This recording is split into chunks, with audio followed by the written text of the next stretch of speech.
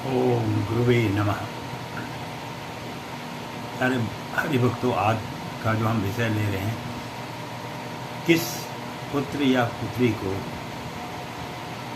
पिता की जायदाद के अंदर में, पिता की संपत्ति के अंदर में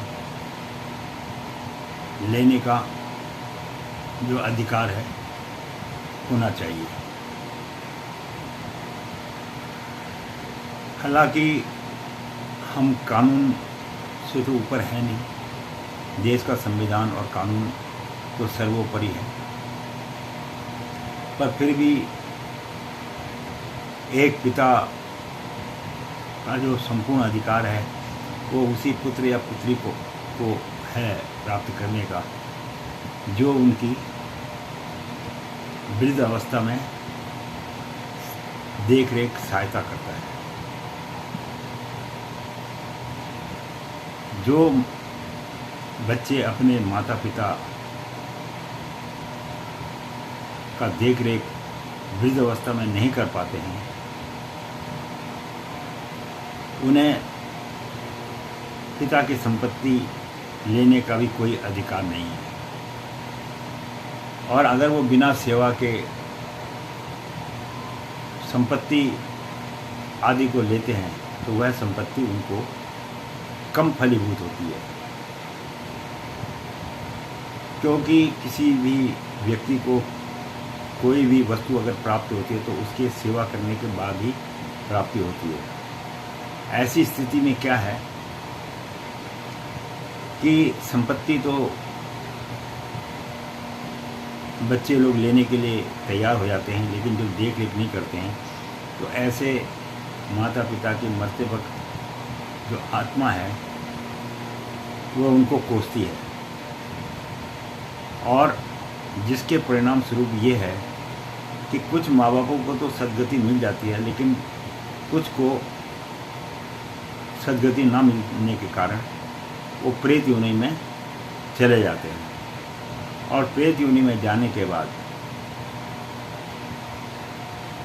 फिर वह परिवार वालों को परेशान करते हैं।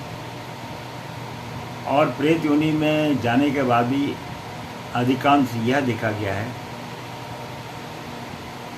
कि परिवार बहुत दुखी हो जाता है, फिर वह मंदिरों के और इधर उधर लोगों के चक्कर में भटकता रहता है, जो कि उसका स्वयं का बोया हुआ बीज है। तो उससे जो है उनकी आत्माओं को संतुष्टि ना मिलने के कारण जो है माँ बाप की आत्मा परेशान रहती है। और ये तो करो संपत्ति की बात है, उसके अलावा कुछ बच्चे इस प्रकार भी हैं जो माँ बापों का क्रियाक्रम ही ढंग से नहीं करते हैं।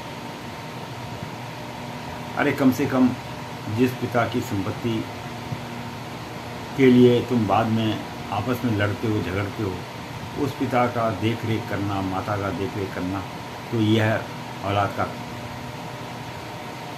कर्तव्य है। जो औलाद इस प्रकार का कार्य नहीं करती है, माँ बापों की देख रेख नहीं करती है, वो स्वयं जीवन में दुखी तो रहता ही है, लेकिन उसकी आने वाली जनरेशन भी दुखी रहती है।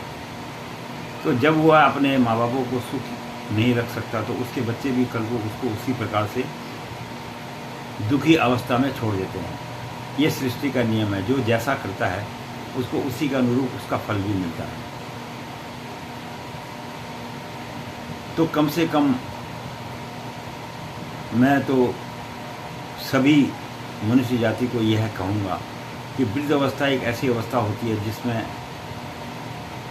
मनुष्य को सहारे की जरूरत होती है। धन संपत्ति सहारा नहीं बन सकती, धन संपत्ति काम आ सकती है, लेकिन सहारे के लिए तो बच्चों का होना ही अति आवश्यक है। हाँ, अगर किसी की औलादी ना हुई हो, उसके लिए तो एक अलग विषय है, फिर उसे अपना कोई ना कोई पुत्र गोद लेकर या पुत्री गोद लेकर या किसी भाई बंधु के साथ रहकर अपना जीवन निर्वाह कर सकता है। तो ये संतान अगर बुढ़ापे में माँ बाप का ठीक प्रकार से साथ नहीं देता है, तो जिस व्यक्ति के बच्चे साथ नहीं देते, कुछ तो उस व्यक्ति की किस्मत खराब होती है और कुछ का जो है स्वभाव ही ऐसा होता है कि वह बच्चों के साथ नहीं रह पाता है। लेकिन फिर भी बच्चों का यह कर्तव्य है कि वह माँ बाप किसी प्रकार के कैसे भी हों, लेकिन उनका साथ निभाए। अगर उनकी बात ना जमे तो अपना उनके प्रति जो निष्ठावान कार्य हो करता रहे और अपने कर्तव्यों का पालन करे।